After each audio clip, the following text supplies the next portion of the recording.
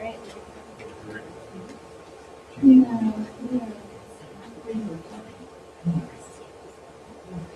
Well, good afternoon and welcome to the St. Croix River Association's Brown Bag Seminar Series. Today, Monica Zachay will speak to us about what's going on in those northern forested areas.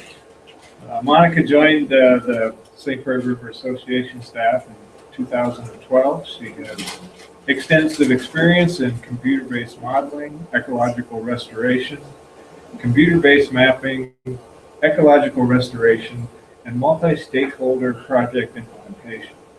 Prior to the River Association, she worked for the Pelican River Watershed District in Detroit Lakes, and also served as a water quality monitoring technician in the Three Rivers Park District.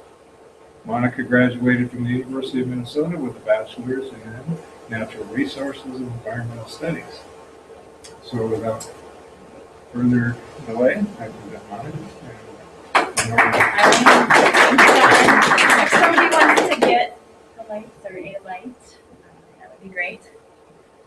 All right, well, this is a little something different for me. I do presentations here and there, but for the forums, I am usually the one behind the computer screen, organizing the speakers. So today, yeah, you get to hear me. So like Don said, I started here in 2012, and I work on the water quality programming. And I'm really going to kind of talk about the work that the River Association is working on in the northern areas of the watershed, particularly our forests, what our forest resources are like, and really that emphasis of forestry for water quality and how important that is in the work that we've been doing. And I'd like to kind of end up at the end talking about the future of our forests, where they're going, where we see our programming going. So a little bit of background again in the SCRA programming. Before I came here, in the beginning, there was NRCS, the Minnesota Forest Resource Council, and the newly reorganized St. Croix River Association. So at that time, Deb, our executive director, was one of the few staff members here. And when they got together, they did a lot of brainstorming, thinking about, okay, forestry, what does the SCRA want to do with programming, and how do we bring these together, water quality and forests? So we kind of said, well, forests are good for water quality, right? Well, we kind of know that, but what exactly does that mean? So they got together and wrote a proposal to really explore the link between forestry and water quality of the St. Croix. And that was a U.S. Forest Service grant, and that was awarded, and our Linking Sustainable Forestry to Water Quality project was born. And then I was hired, so thank you, Deb. Thank you, SCRA. So this is when I came on. All right, so with this project, there were 4 stages. We had coordination, landscape stewardship planning, education outreach, and demonstration projects. On the bottom there, that's a picture of our coordination team and the team of people that got together to make this project happen. So all of this nice, tiny writing that many people probably can't read is basically all of our partners. The committee is what we call them. We had over 35 members from state, federal, local, private organizations that came together.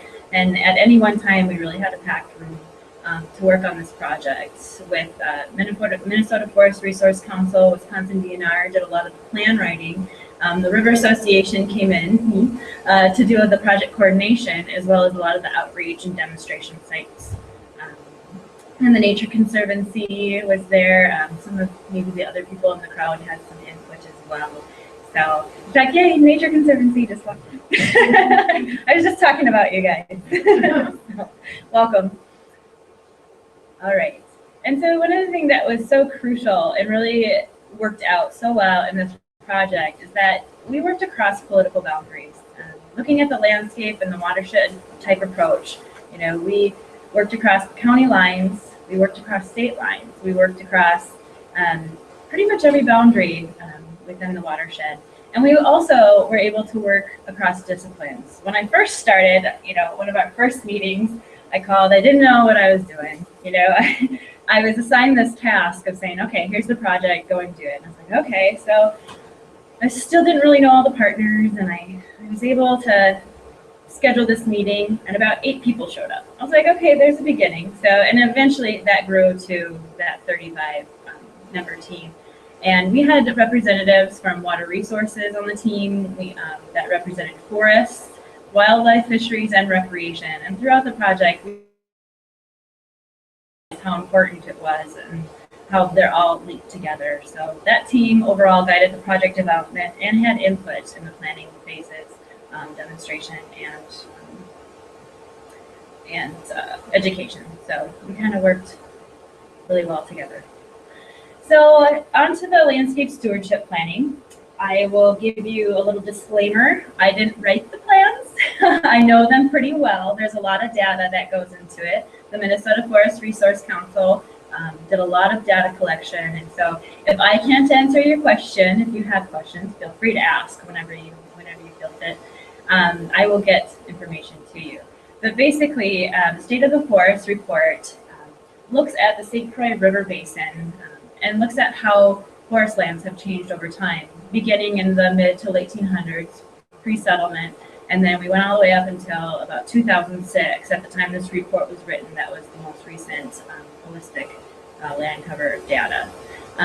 One of the things that's pretty outstanding and astonishing to me, we have lost over 1.1 million acres of upland forest, which is the equivalent to about 20% of the total watershed area. It's pretty significant. And many of you know from driving around the watershed that most of it has happened in the southern half of the watershed. And if you want more detailed information, it's in the whole report. It's on our website. You'll see that later. But it goes over specific land cover types, the changes between each other, different types of grasslands, agriculture, forest, upland, lowland, and specifically addresses riparian areas. So it's pretty neat. Yes. Yeah. What would the southern half be? The southern half is a lot of agriculture. I think, there we go. So the southern half has a lot of agriculture, and that's where more of the development is.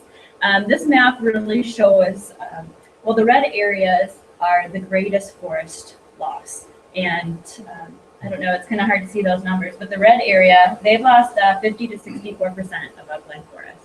The green area is 0 to 12%, and everything in between is between. So you can see most of that red area, is agriculture.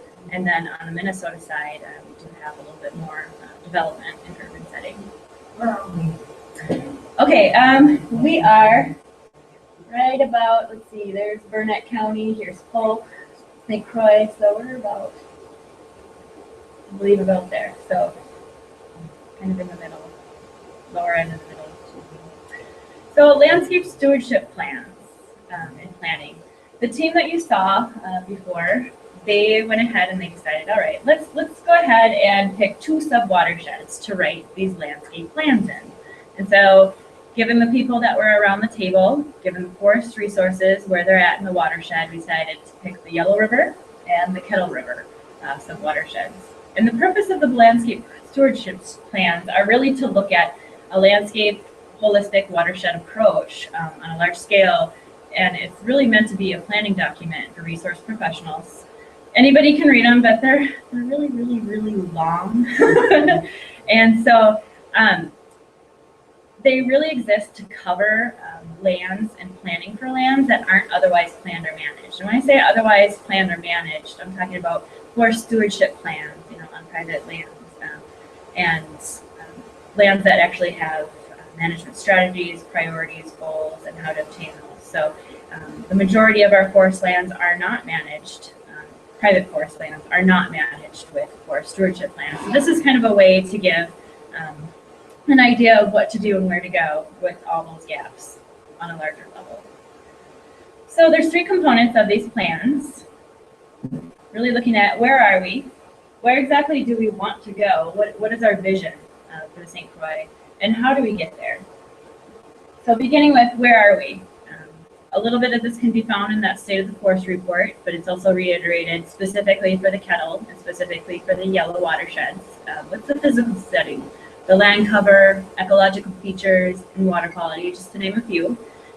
As well as it goes into a sub-watershed analysis and risk assessment, specifically looking at what areas of these sub-watersheds are most vulnerable to land conversion, where's their position in the watershed, stream density, are there any impairments, or and criteria such as that. And they're also ranked on high, medium, and low. The high, medium, low is somewhat subjective, but it really at least helps us kind of to rank each other and rank respectively and each other. Next. Okay, so this is a map found in the Yellow River Sub-Watershed Landscape Stewardship Plan that shows some of that background information. So the map on top, A there, this is mid to late 1800s pre-settlement conditions, and down on the bottom, that is 2006. So you can see in the tan and the kind of orange color, that has been converted to agriculture. The purple has been converted to developed areas. So this is just another way of really looking at it graphically. All right. And then breaking down those specific criteria, the plans each summarize those risks in analysis. This is the example of the Kettle River sub-watershed. It's further broken, the sub-watershed itself is broken down into 7 more sub-watersheds. So it's like a sub-watershed. And we can take the grindstone here, for example. It gives the total area of the actual sub-watershed. Its position in the watershed. So this one is a tributary directly to the Kettle. Stream density, if you look at, this is upland forest loss. The H means high, it's shaded because it's lost almost 43% of its forest cover, upland forest. Another thing to point out here, public lands. There's only 5% public lands in this watershed. So really that's telling us that if they're in private land, there is a potential for them to be converted. There's potential in public lands as well, but the risk is a little bit riskier. So that's why it's really high, is that so much is in private.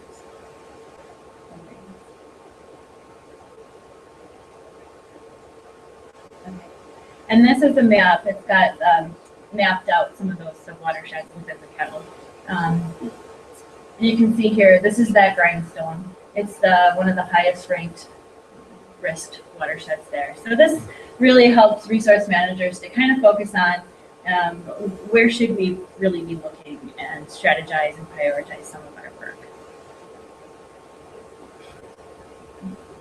And this is the example of the Yellow River sub-watershed risk assessment criteria. And on the flip side, so we kind of really paid attention more to the higher loadings. If we look at Loon Creek, which is the first sub-watershed, if you look at what makes it a low risk, you know, it's just, let's see, stream density is kind of low. We have a lower upland forest loss. Public lands, 41% is in public lands. And really that put that risk a lot lower. And there's no impaired streams or water bodies.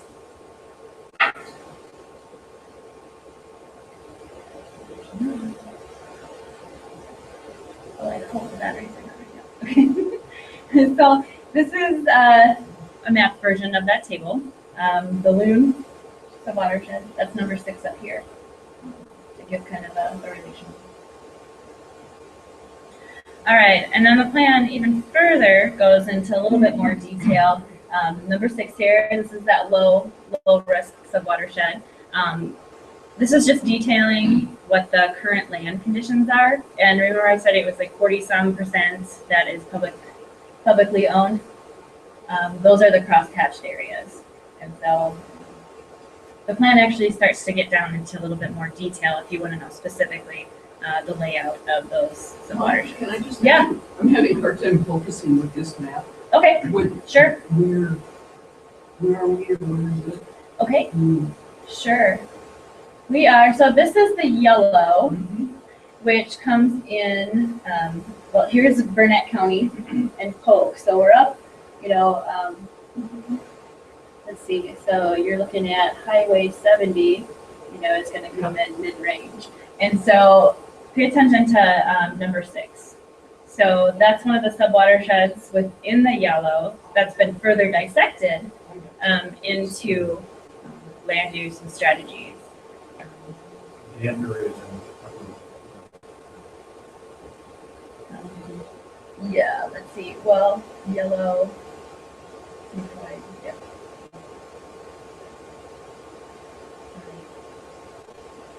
Any more questions about the map? Does it make sense? Okay, good. Thanks for asking.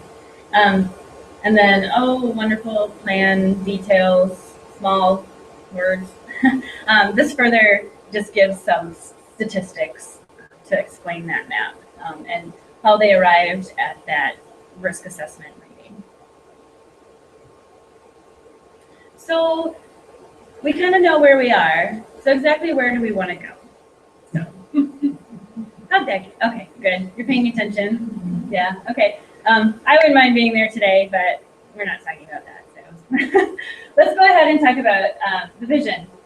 The team gathered and we decided, you know, we really want to protect and improve the water quality and have everyone on board. You know, have forest landowners, forest resource professionals, water quality people. We want everybody on board to value the importance of forestry for water quality. We also want to protect and improve forest resources for the long term, to look at long-term strategies for protecting our forests. And multiple uses of forests. We want to have a good balance really between the economics, using forest lands as a crop, you know, so to speak, for income, for using it for recreation and making sure that it's sustainable as well. And like I said, recreation as well. We want to have our forests, you know, an attractive place to be, an attractive place to escape to, and have it available to the public, but also really respect the private rights and as well as natural resources. Oh, where do we want to go? I did this kind of late last night. Nothing better than catching your mistakes in front of everybody. And we decided to, our project goals, we really wanted to, number one, we want to protect our existing resources and what we have. And we also want to restore.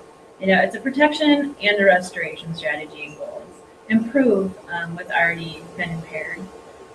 And increase coordination by building and sharing knowledge. I can't emphasize enough with this project how important it was to coordinate and work with the partnerships. And you'll see why as we go on as well. The strategies, specific strategies outlined where we would like the forests of the St. Croix to go. Just for example, here's a few. Implement projects to restore native vegetation, specifically in riparian areas. That's really a water quality strategy. And protect undeveloped shoreline, another water quality strategy. And as far as healthy forests, you know, really supporting organizations that work to manage invasive species. We work to manage invasive species. Angelique is in the room, so support that work. And develop the neighborhood of trail networks. You know, that really addresses the recreation component.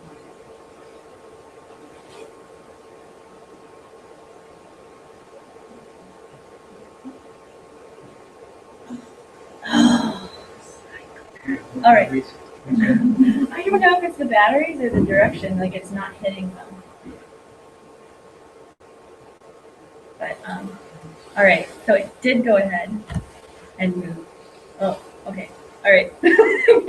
So how do we do it? Through that organizing and coordination. We really need to break down the silos. And we tend to kind of work within our county lines, within our what we know. And when we start talking, we can build those partnerships that really work to leverage funding and make our projects larger and spread further. another way to do it is implement programs and priorities, kind of creating the toolbox. And this plan really outlines for each sub-watershed what's in that toolbox.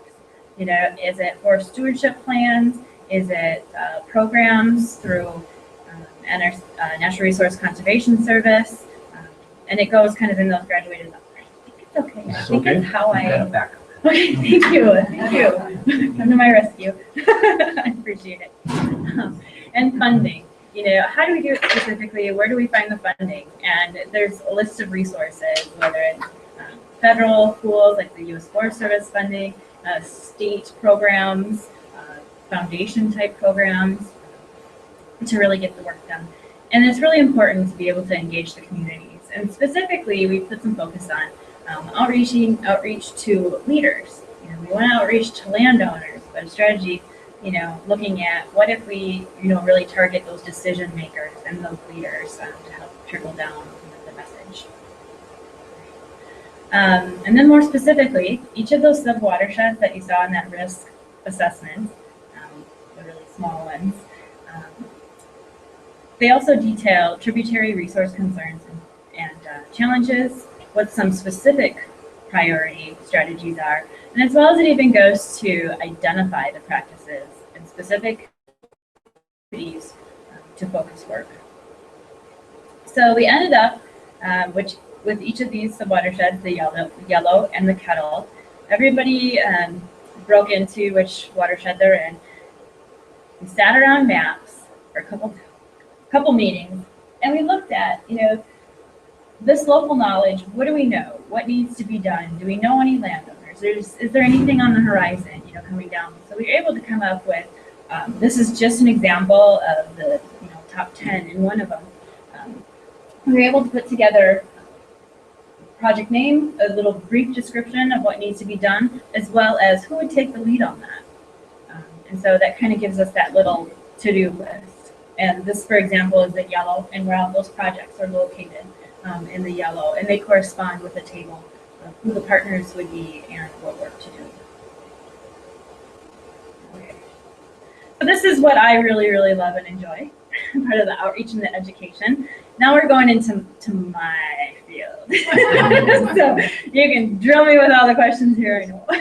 So really the goal is to advocate forests for clean water. And this is something that we did throughout the life of the project. We did a lot of landowner outreach. We did workshops, learn about your land. We partnered with Wisconsin Extension, as well as Wisconsin DNR in the yellow, to do a series of 4 landowner workshops. And I'll have a picture of that a little bit later on. But also Pine County Stormwater Annual Meeting. The Stormwater Conservation District, they have an annual meeting. We partnered to them and say, hey, let's do forestry. Let's do water quality for the annual meeting. And we had over 120 people show up. So that was a huge success. I'd like to think that it was because I was presenting. However, it was probably that it was at Toby's and there were free caramel rolls. But strategy, food usually brings people in. So, and then I also organized a forestry tour in the Pine County area. So this is just a photo of one of those Learn About Your Land series. This one, it's hard to read, but on the slide it says fairy shrimp. There are a bunch of landowners that are actually learning about how important ephemeral ponds are in their forest systems and how to make sure that they manage to maintain the hydrology of their woodlands and important to water quality. This is just a picture. This is Rick Dunkley with the St. Croix State Forest. They had major issues with oak wilt and blowdown, so we took a bunch of landowners there and just toured around, and he gave us a wonderful explanation of how they can use some of those strategies and restoration and apply it to their own lands. More education outreach. If you go to our website, there is a little brief information about the project, some of the work that we're doing. And on the bottom that you can't see in this slide, we actually have links to those plans. The Kettle River Landscape Stewardship Plan, the Yellow River Sub-Watershed Landscape Stewardship Plan, as well as the State of the Forest Report. So feel free if you want to do some light reading, that's kind of sarcastic, on there. They are a really good document. And as well as at the very bottom of the page, there's linked to other resources like the University of Minnesota. My Minnesota Woods is an excellent resource, Wisconsin Woodland Owners Association, and more.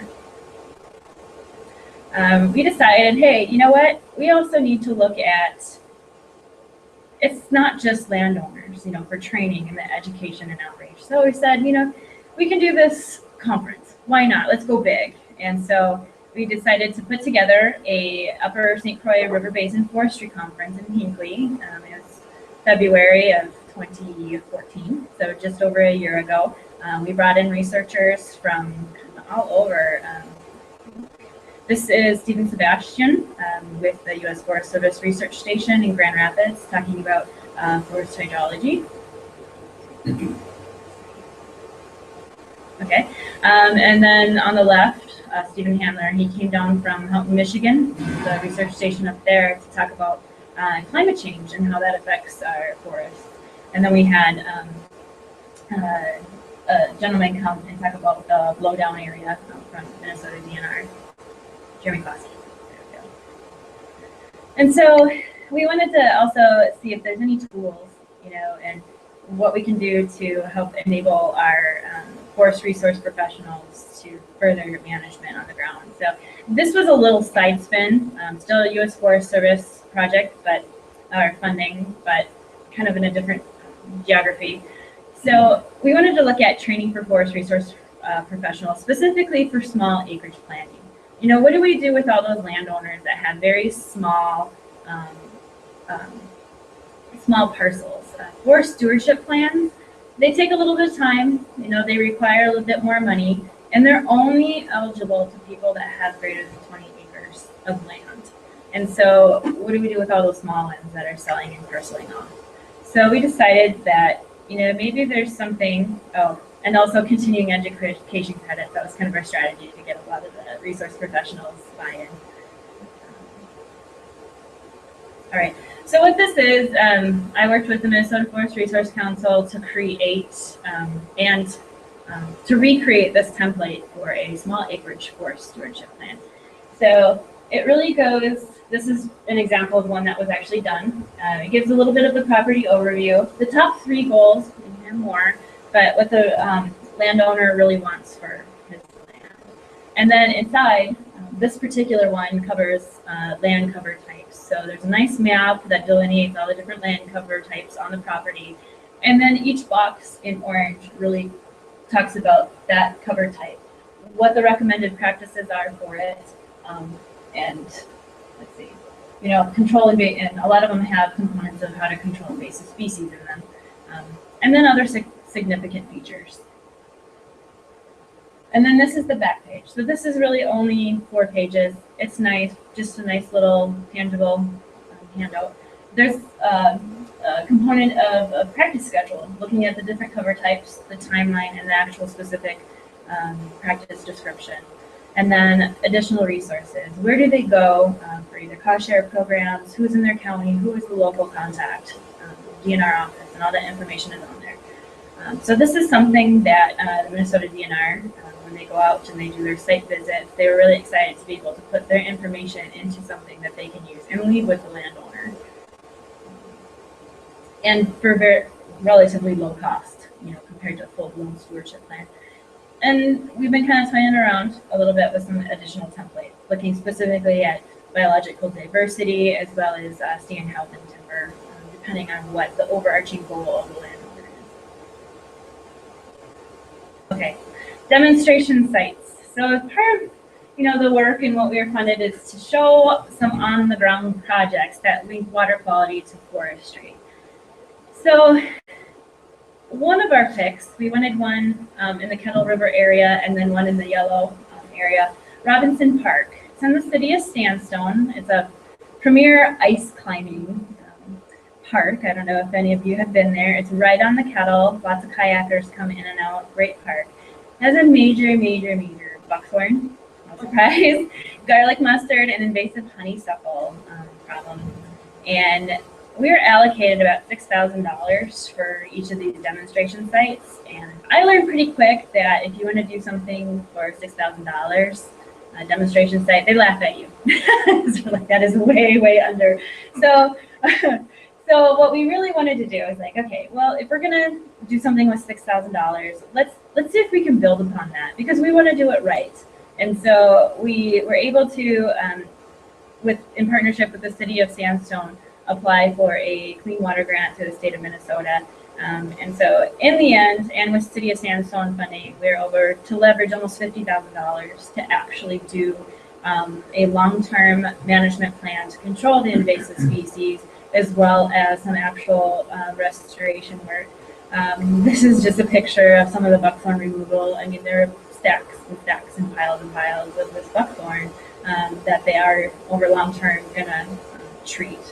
And so you're like, well, why, invasive species, what's the connection, to water quality? And, one of the issues with, no, not yet. Okay. When you remove that amount of mass, what's happening to the shoreline conditions? We were really concerned that if we remove all of these roots and everything that keeps the shoreline intact, what's going to happen to erosion. And so the plan details that, and future replanting as well.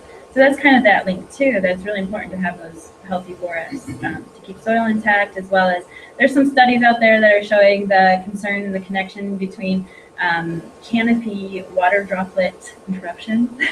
So with the thickness and the density of a lot of buckthorn stands, they're concerned that it could actually possibly alter the hydrology by intercepting a little of that rainfall that otherwise would fall lower onto the ground. Okay, demonstration site number 2. This was in Governor Knowles State Forest, just outside the yellow, but very close. We wanted to look at practices as well, that forestry type practices that influence water quality. And logging roads are actually one of the top contributors to pollution issues within forest systems, working forests. And so Benson Brook is a little trout stream in Governor Knowles State Forest that crosses or goes under Pleasant Prairie Road. Pleasant Prairie Road, and we're talking, this is just a upstream, I think we're talking, 400 yards, if that, from the St. Croix River. It's really, really close. And year after year, the township road, instead of having the funds to actually repair it and essentially kind of do what's right, they just throw, or they've only had the funding to keep throwing gravel over and over and over. And all that gravel, as you can see, is actually washing out on these undersized and degrading culverts. And so on the other side of that stream that you can't see, it's actually holding back water, and there's a major, it inhibits that fish passage. So we got some people around the table, Anderson Township, the Wisconsin DNR, the forests and the road aid, and we actually also had fisheries from the Wisconsin DNR that were really interested in this project.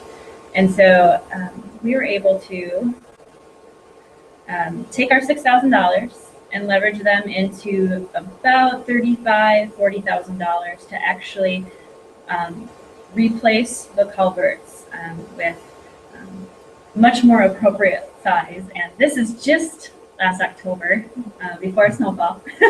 Well, before, so I don't have any nice after pictures yet, but the gentleman, that wasn't selling it mentioned that he saw some fish. So, hopefully over time, we will restore that trout passage, as well as stop all of that sediment and phosphorus pollution right into the river. So, Monica, can you tell us, since we don't have the pictures to show, Sure. what the outcome, the visual outcome Sure. will be? Yeah, so you can kind of see these culverts. They're two, I believe they were 18-inch culverts. And we put in some large arch pipes. So this whole area, has actually been opened up for flow. So on the upstream end here, the water level is actually going to drop pretty substantially. And we've already saw that as soon as they put it in. It dropped probably about a foot.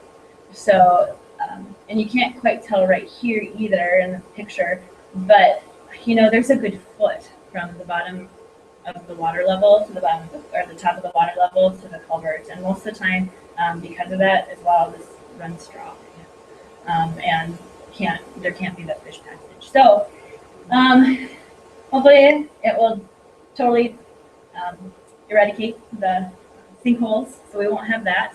We'll have more of an open fish passage, and it's still going to be, there's a little bit of riprap that was put on the bank to stabilize it, but it will revegetate as well over time. Well, do you know if did they do anything to the road itself, any kind of binding materials to prevent the gravel flowing back into You know, I have the specs. I had to get all the project bids, and I would be more than willing to share that with you. I'm pretty sure for the most part, a lot of it, is a typical gravel road that's class 5 or. Did they rewrite it? Yeah. Well, they actually had to build it up a little bit because the arch pipes themselves were quite a bit taller. So they had to put a little bit of the extra material on top. We originally thought, wouldn't it be really cool to do a timber bridge?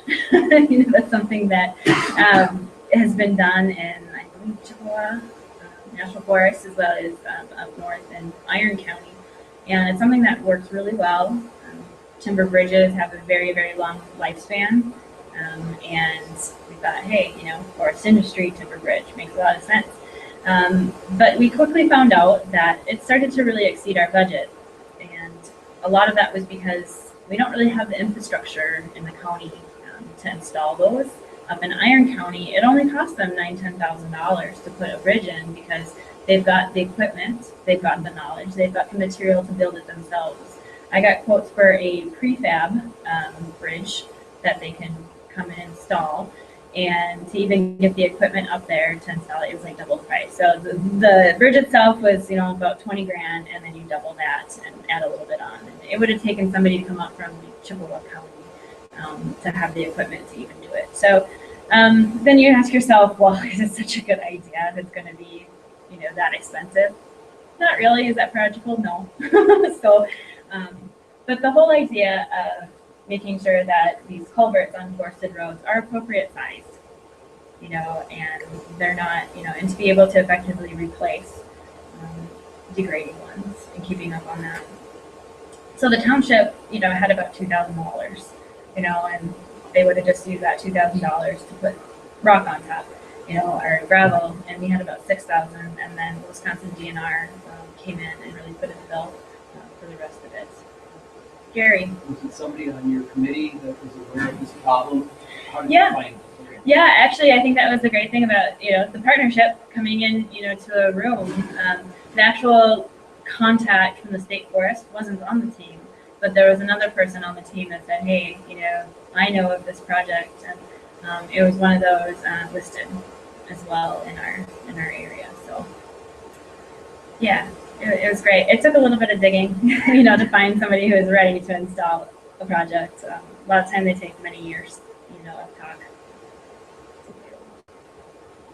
So looking to the future, some of the things that we really talked about, and as a result of this project, is the majority of woodlands, or private woodlands, are not actively managed, and they're vulnerable to land conversion. I mentioned that before, but it's worth reiterating. And keeping the forest land, the existing forest lands, is really critical to maintaining water quality. And we saw this need out there to redesign services, forest management services to landowners, understanding the economic and social drivers that, behind the behavior of landowners in the St. Croix. So what is it that's really motivating them either to sell or to keep or to manage? And how do we, craft a message? And then keep on, with that collaboration. And we really saw that collaboration really increases that outreach and implementation activity and what you can do. So, and on a bigger scale too, what are we going to do, to keep the momentum going? And we're like, well, we really need to sustain those effective partnerships and better understand the barriers. And so one of the goals, we really want to work to develop an effective forest conservation message, taking into account those economic and social drivers. and to continue to engage the communities to inspire action and continue to be able to demonstrate. I really hope that those 2 sites that we had done last year, we can use for future tours for people to look at, and perhaps they can do on their own properties, and certainly in some of the government forests. How many of you have seen the Pints to Potatoes article that was in the Star Trib? Gary mentioned agriculture and development pressures, they continue to rise.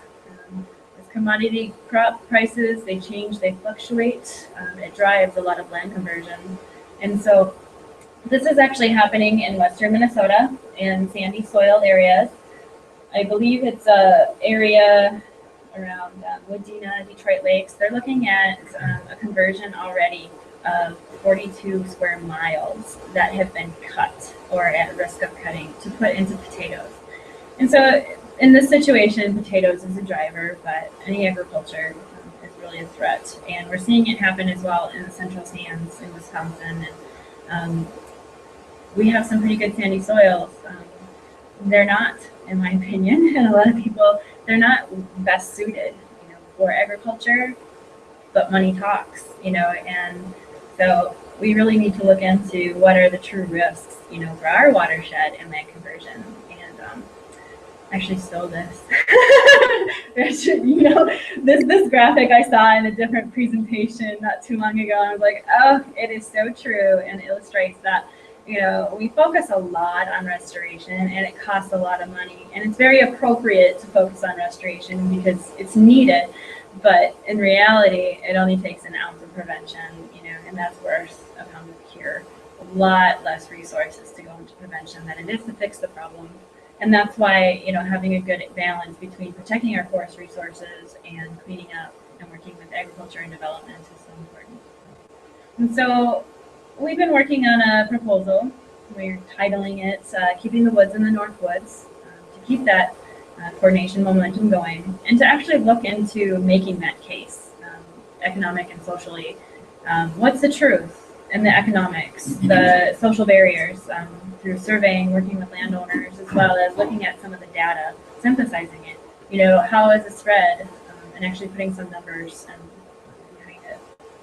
And then from there, really work with some of those local forest leaders. There are some forest groups and forest councils and stuff out there, but what can we do to come alongside them and encourage and shake them up and get that momentum going for land protection, and ultimately to make a program that's sustainable. They're teaching each other, and it kind of goes along a little bit the farmer-led council idea. What if we really try to empower forest leaders to work with their peers? And then the ultimate goal is really helping landowners to enroll in protection and management programs, whether it's forest stewardship planning for the larger parcels, or working with the Nature Conservancy to have install or purchase forest easements, and forest restoration, Natural Resource Conservation Service equip programs to replant areas to focus on enhancing riparian buffers, and issues like that. So with that, pretty good timing. That's like 45 minutes. Does anybody have any questions? Gary, I think you had your hand up first. More information about the pine tables. Yeah. The increased use of water and phosphorus. Exactly. There's, and typically a lot of the crops are on sandy soils, which really affects groundwater. You've got a lot of infiltration into groundwater sources, and that leads to high nitrates in drinking water. So it's not just surface runoff to our water bodies that create the algae blooms, but it's also there's a human health component with nitrates as contaminants in drinking water. Yeah. Pam, did you have a question? I was wondering if you do any kind of outreach program to landowners who have small parcels, one family have 6 acres. Sure. And we wonder, as we look at it, we've seen changes over the last 7 to 8 years as to the actual growth. It used to be very little, smaller, sort of bushy kinds of trees, and those will come in. I don't know whether those are good or bad. You know, do we, I mean, I personally liked the look of 80 years ago when it was really just big tree trunks and not a lot of the, sort of brushing. Is it healthy to take that out, or is it better to put in? I mean, do you have any outreach programs for people who are curious about what to do on their own? Yep, you know, it's something that we've been able to do on a smaller scale elsewhere. You know, those forest stewardship, those abbreviated plans, that actually was a project in the Four Corners area of Chisago, Isanti, and over in that area. And so we actually did a little bit of landowner outreach there. But a lot of it is, a lot of the issues that the Minnesota DNR or the Wisconsin DNR, a lot of the foresters have is that they've got a list of duties this long that include managing their own forest. And so even though reaching out to landowners and helping them with planning is important, they don't necessarily have the time and the resources to do it. So that is a need and where we'd like to go. And one of the things that we're thinking about is, you know, working with those leaders. You know, is it possible, you know, to really have some of those leaders go out and do the site visits, and how do we work with consultants and really exploring those options? But it's definitely where we need to grow, you know, to really work with landowners. It's a lot of landowners in the watershed, so how do you reach them all? So it's a toolbox, you know, lots of strategies, and let's get them on paper and try to identify them all. So, yes. Well, it's so interesting, Pam. Yes. Just brought up the question, which is, I was just going to ask the same question from my point of view. Yeah. I'm a psychologist and network, but I also really enjoy looking at quite Mm-hmm. Yep.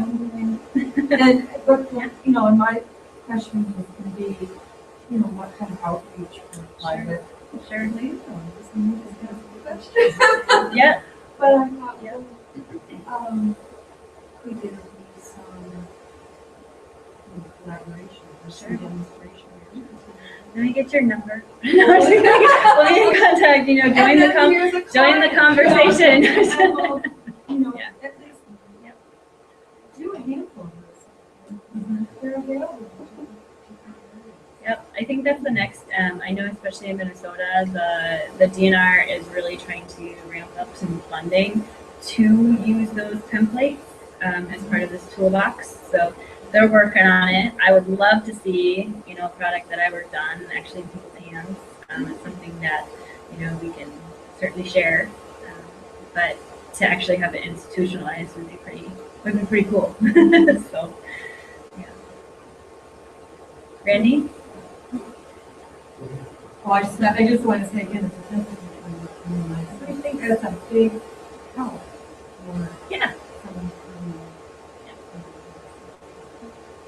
who. Yeah, the U.S. Forest Service, they were the big funder, you know.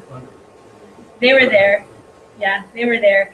A little bit more of oversight, you know, from St. Paul, but they participated and kind of helped lead us. Either are we going in the right direction or not? And they're still around, and we're actively engaged with them. Yep. This is the state and private competitive allocation grant program. It's what this, and they renamed it to something else. And but we're looking at some of our partners have gotten some additional money in the area, so perhaps we can continue with work and collaborate and build our gold mine for this work. Which list includes some watershed plans for all? My personal one, no, just, but I think I did. Minnesota Forest Resource Council wrote the one for the kettle, and the Wisconsin DNR stepped up and wrote the one on the yellow. And I know Minnesota Forest Resource Council is actually doing some other ones throughout the state. I guess I don't know, you know, at this time what the desire is to do them for the rest. I think, you know, if it's a matter of waiting and seeing if there's results from it, if it's actually being used, I would hate to go ahead and do the entire watershed if for some reason it's not being used. And I think part of the outreach and part of it is still working with forest resource professionals, state, county, private, to use the plan. And so that's kind of one of the big questions right now. The plans were just finished last year. How are we going to use it? And what are we looking at and moving it forward? So we'll see what we can do full circle. Did you have more questions?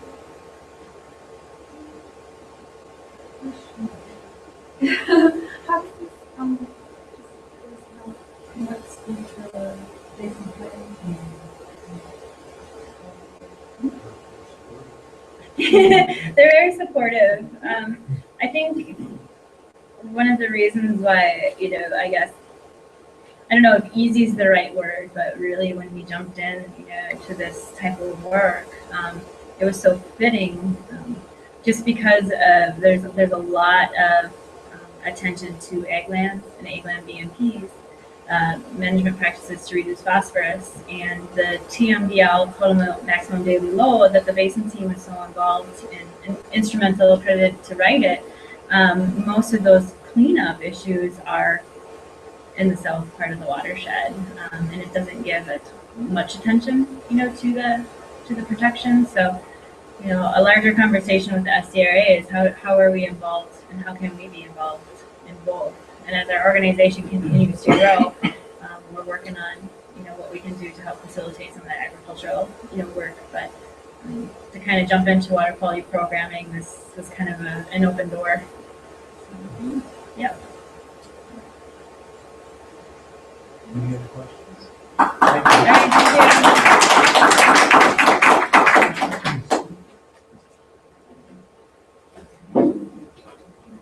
I would invite all of you back on May 6th. We have the last of our brown bag seminar series. Scott Alexander, I believe, will be joining us, and we'll be talking about lake ice fall processes. So that will be very fascinating. Scott is at the University of Minnesota, so interesting talk. So please join us. Thank you. Thank you all for